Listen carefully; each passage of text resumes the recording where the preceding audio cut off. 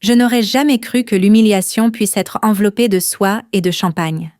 Me voilà, assise au 3e rang au mariage de ma sœur cadette, dans la seule robe à peu près correcte que je possède, essayant de toutes mes forces de me fondre dans cette foule de gens trop soignés, trop parfaits. À côté de moi était assis mon fils, Mathis, balançant les jambes sous la table. Il portait un petit costume pour lequel j'avais dû dépenser 2 salaires. Il avait l'air si fier. Il croyait que cette journée allait, une fois encore, nous rendre une place dans la famille. Peut-être que moi aussi, je l'espérais. Clémence, ma sœur, vivait cette journée comme une star de cinéma. Elle a toujours eu cette énergie. Belle, séduisante, adorée de tous, surtout de notre mère. Tous les compliments allaient envers elle. À moi, les comparaisons. Toute l'attention était braquée sur elle. J'ai appris à vivre dans l'ombre. Et pourtant, je suis venue. J'ai souri. J'ai applaudi quand ils se sont embrassés. J'ai répondu d'une voix calme quand quelqu'un demandait « C'est vous, la sœur aînée ? On ne dirait pas que vous avez un fils de 8 ans. » Puis les discours ont commencé. D'abord, un ami du marié. Quelques anecdotes vaguement amusantes, des rires polis. Ensuite, ce fut le tour de Clémence.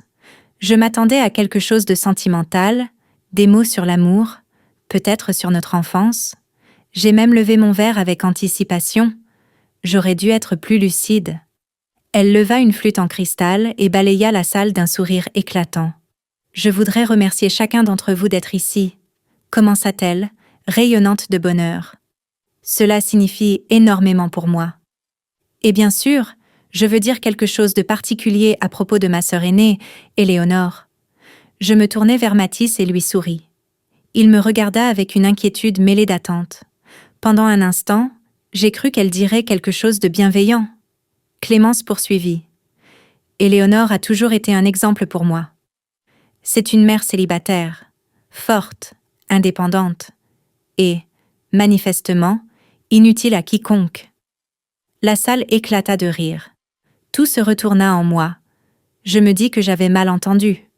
Mais elle continuait de sourire, comme si elle venait de raconter la plaisanterie la plus charmante du monde.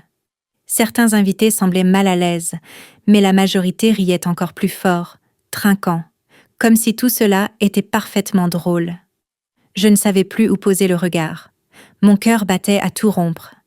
Mathis me tira doucement par la manche et murmura « Maman, pourquoi elle a dit ça sur toi ?»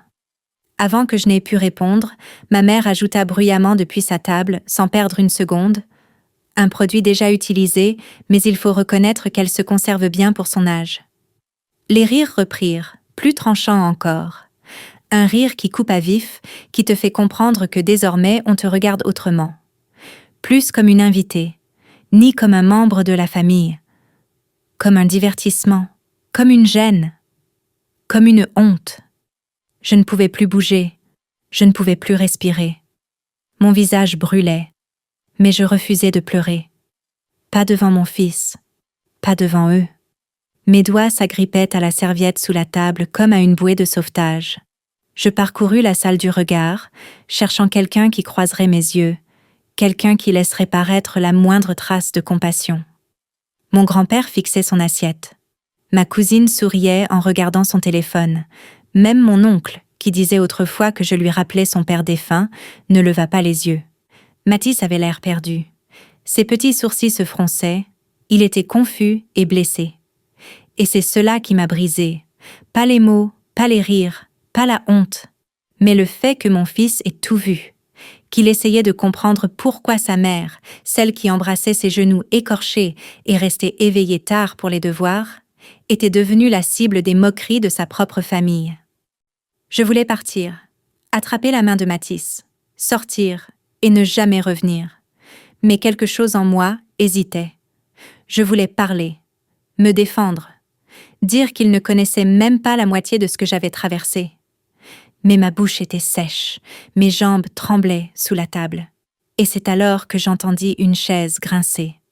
Baptiste, le fiancé, l'irréprochable fiancé de Clémence, se leva lentement. Il n'avait pas l'air joyeux. Il ne regardait ni Clémence, ni les invités. Il me regardait moi, et l'expression de son visage fit se figer toute la salle. À cet instant, je compris que quelque chose allait se produire. Pas un sauvetage, pas une dispute, une revanche. On pense souvent que l'aîné d'une famille est un leader, un modèle. Mais dans la nôtre, j'étais plutôt un avertissement qu'un exemple. Je m'appelle Éléonore. J'ai 34 ans. Je suis mère célibataire et la brebis noire de ma famille. Je vis dans un petit 2 pièces à la périphérie d'Angers avec mon fils, Mathis. Il a 8 ans. Il est la meilleure chose qui me soit arrivée dans la vie. Et la seule raison pour laquelle je continue d'entrer dans des pièces où je me suis autrefois sentie minuscule. Je travaille 2 emplois, le matin dans un café de quartier, le soir à la réception d'un petit hôtel 3 étoiles. Ma vie n'a rien de glamour, mais c'est la mienne. Le samedi, je fais des crêpes pour Mathis. Je sais repriser les trous dans ses jeans. Et lui dis que je suis son super-héros. Cela me suffit pour ne pas abandonner. Mais dans notre famille, être mère célibataire signifie être un échec. Ma mère, Françoise, faisait tout pour me le rappeler à chaque repas familial. Pour elle, seule l'image comptait. C'est pour cela qu'elle disait que le mariage de Clémence était une chance de redorer le nom de la famille. Clémence a 5 ans de moins que moi. Elle est belle, brillante. Tout lui a toujours été servi sur un plateau. Et elle a toujours su faire croire qu'elle l'avait mérité. Elle est l'enfant doré. Maman l'adore. Si Clémence éternue, maman lui tend un mouchoir en soie. Si je tombe malade, elle me dit de prendre des vitamines et d'arrêter d'en faire toute une histoire. Quand je suis tombée enceinte de Mathis, tout a changé. J'avais 25 ans. J'étais amoureuse d'un homme qui jurait qu'il serait toujours là. Au 5e mois, il a disparu. Sans mots, sans explication. Il est simplement parti. La famille n'a posé aucune question, n'a proposé aucune aide.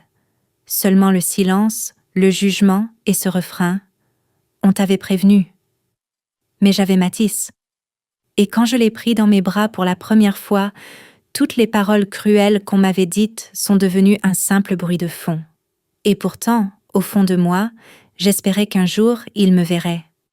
Pas seulement comme une mère célibataire, mais comme une personne digne d'amour. C'est sans doute pour cela que, lorsque l'invitation au mariage de Clémence est arrivée, j'ai répondu « oui ». Même si je ne faisais pas partie du cortège, même si mon nom était mal orthographié sur le carton, même si j'ai dû louer une robe et me coiffer seule devant le miroir de la salle de bain pendant que Mathis répétait son sourire avec sa cravate. Je me disais que je faisais cela pour tourner la page, que c'était peut-être un geste silencieux de réconciliation. La salle était magnifique, des roses blanches partout, une vaisselle aux reflets dorés, et au loin, un quatuor à cordes. Clémence ressemblait à la couverture d'un magazine de mariage. Elle souriait, rayonnait, se baignait dans les compliments et les flashs des appareils photo. Lorsqu'elle passa près de moi, son sourire vacilla. « Tu es quand même venue », dit-elle, comme si elle ne s'attendait pas à me voir. Elle regarda Mathis et ajouta « Qu'est-ce qu'il a grandi ?» Pas d'étreinte, pas de chaleur, juste une phrase de circonstance, puis retour immédiat au centre de l'attention. Maman ne me remarqua même pas. Elle passa devant moi comme si j'étais l'une des serveuses. Mathis, lui, brillait de bonheur. Il trouvait que le lustre ressemblait à un vaisseau spatial. Il murmura que Clémence était comme une vraie princesse. Et quand je vis à quel point Mathis était heureux simplement d'être là, je décidai de rester pour le banquet. Malgré cette douleur familière, la sensation d'être de trop. Nous trouvâmes notre table, la table numéro 9, tout au fond, près des toilettes. Je souris, ironiquement. Symbolique. Nous mangions des salades. J'aidai Mathis à arranger sa cravate quand il la tacha de mousse au chocolat. J'évitais le regard de ma mère et m'efforçais de ne pas écouter quand mon nom était murmuré au-dessus du tintement des verres. Puis les discours ont commencé. Et j'ai compris, cette soirée ne serait ni celle de l'unité familiale, ni celle du pardon. Ce serait une nouvelle scène où Clémence brillerait et où je deviendrais l'héroïne de ses plaisanteries. Tout commença comme un discours de mariage ordinaire, chaleureux, sirupeux, légèrement surjoué. Clémence se leva, la posture parfaite, tenant une flûte de champagne dans sa main impeccablement manucurée. Sa robe scintillait sous les lumières de la salle, et le silence s'installa aussitôt. Elle sourit, marqua une pause, laissant tout le monde suspendu à ses lèvres. « Je voudrais remercier chacun d'entre vous d'être ici », commença-t-elle. « C'est le jour le plus heureux de ma vie, et autour de moi se trouvent les personnes qui comptent le plus. » Je regardais depuis notre table éloignée, essayant de me convaincre que je faisais moi aussi partie de ce tout le monde. Mathis était assis au bord de sa chaise, les jambes pendantes, complètement absorbé par le conte qui se déroulait sous ses yeux. Clémence poursuivit, parlant avec douceur de son futur mari, Baptiste, de l'amour, du temps et du destin. Je me détendis un peu. Peut-être que, juste peut-être, ce discours ne se transformerait pas en une nouvelle cruauté. Et puis son ton changea. « Et bien sûr, dit-elle avec un sourire malicieux, je tiens à remercier tout particulièrement ma sœur aînée, Éléonore. Tu as toujours été pour moi un exemple de force. » L'attention se détourna. Je sentis les regards se poser sur moi. Je me redressai. Je souris poliment. Clémence continua, la voix légère mais acérée. « C'est la femme la plus courageuse que je connaisse. Elle a élevé un enfant toute seule. Sans mari, sans compagnon. Juste elle. Et parfois, quelqu'un qui accepte de garder le petit. » Des ricanements parcoururent la salle. Tout se contracta en moi. « Mais sérieusement, ajouta-t-elle, c'est incroyable. Une mère célibataire, dont personne ne veut, et qui vient quand même. » Des rires. Vrai. Fort. Sans filtre. J'eus le souffle coupé. Mes joues s'embrasèrent, mes mains se figèrent, serrant la serviette sur mes genoux. Je regardais Mathis. Il fronçait les sourcils, regardant autour de lui, essayant de comprendre pourquoi tout le monde riait de sa mère. Et c'est là que le pire arriva. Ma mère éclata de rire plus fort que tous les autres. Elle se pencha vers ses voisins de table et ajouta, assez fort pour que tout le monde entende, un produit d'occasion, mais qui brille encore comme neuf. Une nouvelle vague de rire, de ceux qui ne cherchent même pas à cacher leur cruauté. Ma vue se brouilla. C'était comme une gifle, même si personne ne m'avait touchée. Tout le monde riait autour de moi, comme si c'était normal. Comme si l'on pouvait se moquer d'une femme qui avait passé près de 10 ans à se tuer à la tâche pour élever son fils avec dignité et tendresse. Comme si être seul signifiait être inférieur. Je regardais Mathis. Son sourire avait disparu. Il se pencha vers moi et murmura « Pourquoi elle a dit ça? Qu'est-ce que ça veut dire ?» Je voulus répondre, mais les mots me manquèrent. Je ne pouvais pas le protéger de cet instant, ni le préserver de la façon dont ma famille me voyait. Une telle douleur ne se cache pas. Mon cœur battait à tout rompre. Je parcourus la salle du regard à la recherche d'une issue, espérant que quelqu'un interviendrait, dirait « Ça suffit ». Mais personne ne dit rien. Ils regardèrent leurs verres, leurs assiettes, leurs téléphones. Même mon grand-père Henri, qui m'appelait autrefois sa petite lionne, évitait mon regard. Il était là, mais à cet instant, il n'était pas avec moi. Je me retrouvais de nouveau seule. Vous savez, j'aurais pu encaisser tout cela si ça n'avait concerné que moi. J'avais supporté ce genre de choses pendant des années. J'aurais simplement souri, pris Mathis par la main et quitté la salle en silence, la tête haute. Mais voir la confusion dans les yeux de mon fils, le voir essayer de comprendre pourquoi ceux qui applaudissaient et portaient des toasts quelques instants plus tôt riaient maintenant de sa mère, quelque chose s'est brisé en moi. Je me levai, pas parce que je savais quoi dire, pas parce que je voulais faire une scène. Je devais simplement quitter cette pièce. J'avais besoin d'air. J'avais besoin de respirer sans cette honte dont il m'avait enveloppée. Je repoussai ma chaise, les mains tremblantes, et c'est alors qu'un autre grincement de chaise se fit entendre du côté de la table d'honneur. Baptiste se leva, le fiancé. Il était pâle, la mâchoire crispée. Sans demander, il prit le micro des mains de Clémence. Le silence tomba sur la salle, comme si la température avait chuté. Plus de rires, plus de chuchotements, juste une tension lourde. Et je compris que ce qui allait se produire n'avait jamais fait partie du programme. Baptiste se tenait debout, une main appuyée sur la table, l'autre tenant le micro. Son regard était fixé sur moi. Pas sur Clémence, pas sur Françoise, pas sur la salle rieuse, sur moi. Pendant une seconde, je pensais qu'il allait plaisanter, désamorcer la situation, dire quelque chose de charmant pour détendre l'atmosphère. C'est ce qui se passe habituellement dans ma famille. On balaye tout sous le tapis. On fait semblant que rien ne s'est produit. On appelle ça de l'humour ou une tradition. Mais pas lui. Il ne souriait pas. Il ne riait pas. Son visage était tendu par quelque chose que je ne reconnus pas immédiatement. De la colère ? Peut-être. Mais plus profond. Comme une déception mêlée de défiance. Avant qu'il n'ait pu parler, je repoussai ma chaise et tendis la main vers Mathis. J'étais prête à partir. Calmement, avec dignité. Je n'allais pas leur offrir le spectacle de ma chute. Je l'avais déjà fait auparavant. Je pouvais le refaire, maintenant. Mais au moment où je me tournai pour partir, la voix de Baptiste résonna, grave, ferme, posée. « Éléonore, ne partez pas !» Je me figeai. Tous les regards se tournèrent vers lui. Un murmure parcourut les tables comme un vent dans des feuilles sèches. Clémence se raidit. Ma mère plissa les yeux. Le DJ tendit la main vers les réglages du son, mais s'arrêta quand Baptiste leva la main. Il ne regardait personne d'autre que moi. « Je ne peux pas faire semblant que tout va bien, » dit-il. « Je ne resterai pas ici à prétendre que cette cruauté est une plaisanterie. » La salle retint son souffle.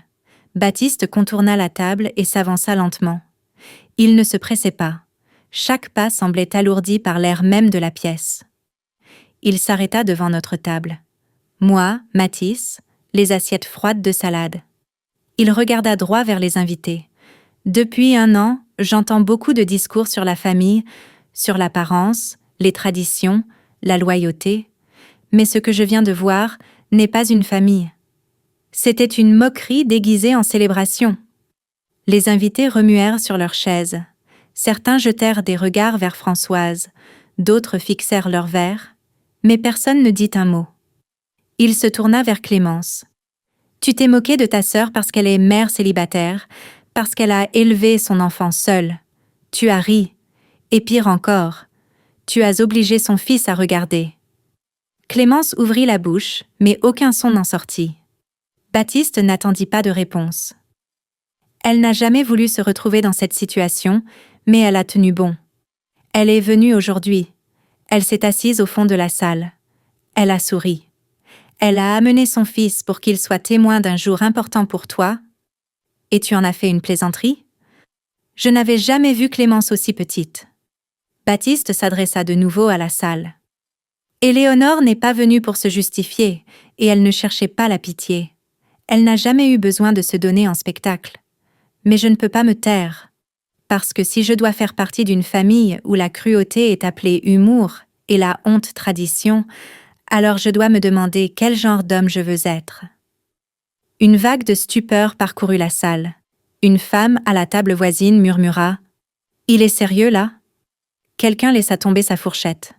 Mathis me regarda les yeux grands ouverts. Je ne savais pas quoi faire. Je n'étais venue que pour survivre à la soirée. Je ne m'attendais pas à ce que quelqu'un me défende. Pas comme ça. Pas devant tout le monde. Baptiste regarda mon fils et lui adressa un léger signe de tête, avec le sourire le plus doux, le plus chaleureux. « Ta maman est la plus forte dans cette salle. N'oublie jamais ça. » Il se tourna une dernière fois vers les invités. « Je crois que j'en ai assez. » Il posa le micro sur la table, passa devant Clémence sans même la gratifier d'un regard et sortit tout droit par la porte. Je restai debout, pétrifiée, serrant la main de Mathis. La musique ne reprit pas. Personne ne bougea, comme si l'air avait été aspiré hors de la pièce. Le conte de fées venait de se briser. Mais pour la première fois depuis longtemps, ce n'était pas moi qui étais brisée. Dès que Baptiste quitta la salle, on aurait dit que quelqu'un avait actionné un interrupteur. Personne n'applaudit. Personne ne se réjouit. Le seul son, c'était le souffle discret de la climatisation et le tintement d'une cuillère contre un verre. La foule resta figée. Les regards passaient de moi à Clémence, puis à la porte par laquelle Baptiste venait de disparaître. Clémence se tenait près de la table d'honneur comme si on venait de la frapper. Sa posture impeccable s'était fissurée. Ses épaules s'affaissèrent sous le poids de ce qui venait d'arriver. Elle balaya la salle du regard, mais les visages tournés vers elle ne souriaient plus. Certains étaient choqués, d'autres gênés, quelques-uns avaient l'air furieux. Mais pas contre Baptiste. Contre elle. La première à prendre la parole fut Françoise. Elle se leva d'un bond, sa chaise grinçant sur le parquet ciré. « Quel gamin ingrat !» aboya-t-elle. « Il t'a humilié devant tout le monde, typique. Exactement comme ta sœur, égoïste. » Mais sa voix n'avait plus la même portée. Le pouvoir qu'elle exerçait sur la salle avait disparu. Ses mots restèrent suspendus une seconde, puis retombèrent, creux, sans prise. Je ne répondis pas, et je n'en avais pas besoin. Pour la première fois de ma vie, je n'eus pas envie de me recroqueviller sous ses cris. Je me tournai vers Mathis. Il me regarda, hésitant. « On s'en va ?» demanda-t-il tout bas. « Oui, mon cœur, » répondis-je en lui caressant les cheveux. On rentre à la maison. Je me redressai, pris sa main et me dirigeai vers la sortie. Les gens s'écartaient sur notre passage. Certains évitaient mon regard. D'autres semblaient ne vouloir dire quelque chose, mais ne trouvaient pas les mots. À mi-chemin de la porte, j'entendis quelqu'un m'appeler. « Éléonore !» Je me retournai. C'était mon grand-père Henri, pâle, les yeux rougis par les larmes. Il se leva lentement et fit un pas vers moi. « Pardon », dit-il d'une voix tremblante. « J'aurais dû arrêter tout ça il y a des années. » Je hochai la tête, sans me permettre de parler. Je ne lui en voulais pas pour son silence. Je savais le prix que l'on paie pour se taire. J'avais vécu avec ça. Je n'étais plus en colère, mais je ne porterais plus leur culpabilité à leur place. Dehors, l'air était frais et piquant. Mathis serra fort ma main. « Le mariage, c'est fini ?» Je le regardai et, en souriant, je répondis « Je crois qu'il s'est terminé exactement comme il le devait. » Nous rentrâmes en silence. La radio était éteinte. Il n'y avait que le bruit des pneus sur la route et le petit rythme régulier des doigts de Mathis tapotant la coudoir. Cette nuit-là, je le couchai, l'embrassai sur le front et restai un peu plus longtemps que d'habitude sur le seuil de sa chambre. Il ne posa plus de questions. Il n'en avait pas besoin. Le lendemain matin, je me réveillai et découvris une dizaine d'appels en absence. Numéros inconnus, cousins éloignés, et même 2 ou 3 invités que je connaissais à peine. Je les ignorais tous. Le téléphone vibra de nouveau. Un message d'une amie qui était au mariage. Quelqu'un a filmé le discours de Baptiste. C'est sur Facebook. Déjà plus de 50 000 vues. Tu dois lire les commentaires. Les gens sont de ton côté. J'ouvris la vidéo. Il y avait Baptiste. Sa voix calme, sûre. Debout face à une salle entière. Et moi, figé dans le cadre, tenant la main de Mathis. Les commentaires débordaient de soutien. Cet homme est un héros. Elle mérite mieux. Je pleure en regardant ça. Toutes les mères célibataires viennent de recevoir un morceau de justice. Je ne pleurais pas. Je ne souris pas non plus. Je restais simplement immobile, comme si quelque chose, serré en moi depuis des années, venait enfin de se desserrer. Cette semaine-là, Clémence essaya de présenter les événements sous un jour qui l'arrangeait. Elle répétait que Baptiste avait été trop loin, que ce n'était qu'une blague, que les gens étaient trop susceptibles. Mais la vérité avait déjà été dite, et plus personne n'avait envie de rire. 2 jours plus tard, on me livra à l'appartement un petit bouquet de fleurs des champs, sans signature, juste un minuscule mot, pour la lionne. Je n'avais pas besoin de demander de qui cela venait. Le mariage n'eut pas lieu. Mais il se passa quelque chose de plus important. Pour la première fois, je n'étais pas celle qui portait la honte, pas celle qui devait s'excuser. Je sortis de cette salle avec mon fils, digne, la tête haute. Et quelque part, quelqu'un avait rappelé à toute une assemblée, peut-être même à tout Internet, ce que signifie être vraiment forte. 6 mois passèrent depuis ce mariage qui n'avait pas eu lieu. Clémence et Baptiste rompirent officiellement leurs fiançailles. Aucun communiqué. Aucun scandale, aucun message en ligne, juste l'effacement silencieux de ce qui aurait dû être le jour parfait. Clémence retourna dans son milieu comme si rien ne s'était passé. Les photos de cette nuit disparurent de son profil. Elle ne me contacta pas. Et, pour être honnête, je ne l'attendais pas. Maman appela une seule fois, non pas pour s'excuser, mais pour dire que j'avais déshonoré la famille en ne riant pas avec les autres. Je l'écoutais exactement 30 secondes, puis je dis quelque chose que je n'aurais jamais cru avoir la force de prononcer. Je ne porterai plus la faute des autres. Et je raccrochais. Ce n'était pas de la colère, ce n'était pas un jeu, c'était simplement une libération. Pour toujours. Je compris. Après tout ça, je n'avais pas besoin d'excuses de la part de ma famille, je n'avais pas besoin qu'ils changent en soudain ou qu'ils reconnaissent ma valeur. J'avais besoin d'arrêter d'attendre leur permission pour voir cette valeur moi-même. Ma vie n'a pas changé en une nuit. Je travaille toujours autant. Parfois, je prépare 2 dîners, parce que Mathis veut des crêpes et que moi, j'ai besoin de quelque chose de vert. Mais j'ai redressé les épaules. Je ne marche plus la tête baissée sous le poids d'années de honte. Je ne me cache plus dans un coin de la pièce. Et Mathis a changé aussi. Il pose plus de questions, des questions intelligentes. Il veut savoir pourquoi certains sont cruels et d'autres courageux. Il parle de Baptiste comme d'un héros de film Marvel. Parfois, il fait des discours avec ses jouets. Il défend les plus faibles. Je le regarde et je sais avec certitude. Cette nuit-là, il a vu quelque chose qui influencera pour toujours l'homme qu'il deviendra. Fort. Bon. Sans peur de parler quand cela compte vraiment. Un soir, pendant qu'on se brossait les dents, Mathis me regarda dans le miroir et demanda « Maman, tu es encore triste à cause de ce qu'a dit tante Clémence ?» Je réfléchis une seconde, puis répondis « Non. Pourquoi tu demandes ?» Il haussa les épaules, un peu de dentifrice au menton. « Parce que, à mon avis, tu as gagné. » Même si ce n'était pas une bataille. Ces mots sont restés avec moi. Parce qu'il avait raison. Je n'ai pas crié. Je n'ai insulté personne en retour. Je n'ai pas exigé de justice. Je n'ai pas pleuré en public. Je n'ai pas fait de scène. Je me suis simplement levée. J'ai pris la main de mon fils. Et je suis partie. Et quelqu'un d'autre, quelqu'un de totalement inattendu, a décidé que le silence ne suffisait plus. Baptiste ne s'est pas levé seulement pour moi. Il a rappelé à tous, dans cette salle, ce qu'est l'amour véritable. Pas celui qui porte un smoking et marche sur la marche nuptiale, mais celui qui voit la douleur des autres et qui dit « Non, pas aujourd'hui ». S'il y a une chose que j'ai apprise, c'est celle-ci. Être seul ne veut pas dire être inutile.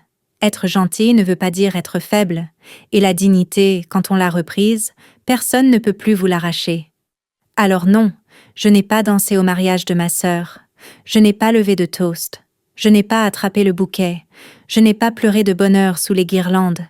Mais je suis partie avec quelque chose de bien plus grand que leur approbation. Je suis partie la tête haute, mon fils à mes côtés, et avec cette certitude profonde, tranquille, je n'avais plus besoin d'expliquer quoi que ce soit à qui que ce soit. Et c'était la fin que personne n'attendait. Et exactement celle que je méritais.